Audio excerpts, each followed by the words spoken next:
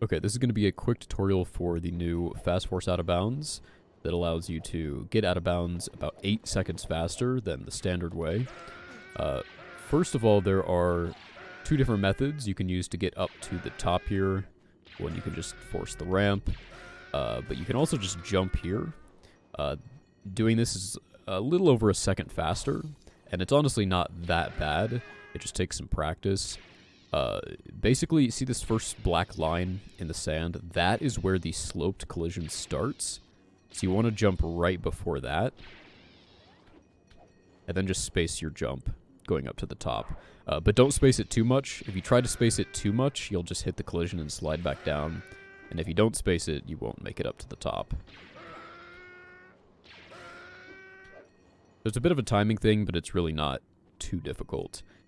Now here, you're going to be jumping around this rock.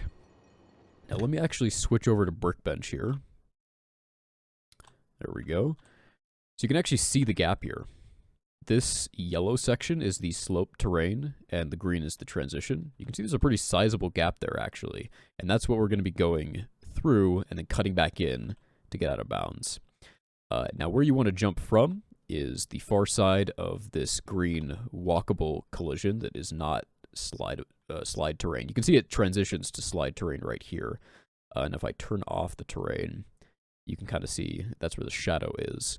So you want to jump a little bit after these 2 black lines in the sand, like kind of right about here. And you're going to just be aiming for this section of the rock, and you're going to curve around. And the key here is to cut back in very quickly and also not bump into the rock at all. Let's go back to the game now, and I'll show you an example of that. So it's very important that you don't run into the rock at all when jumping around. Like, you don't want to do that, because 1, it can just slide you into the transition, but 2, even if you do get out of bounds with this, like that, I can't go left at all. It just, like, kills your momentum, and you can't get far enough left to hit the collision here to then make your way back up out of bounds. So I like to start my first jump from right about here, slightly after these 2 black lines in the ground, and then I'm going to space it slightly, going over to the left, and then I'm going to cut back in very quickly to the left / down left. And then once you get your first jump, you can just hold straight down to get the rest of your jumps.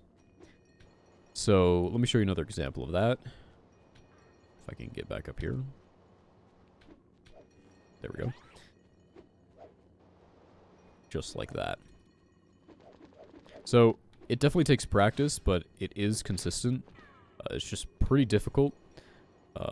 And again, the trickiest part here is just turning in early enough. So that was pretty good.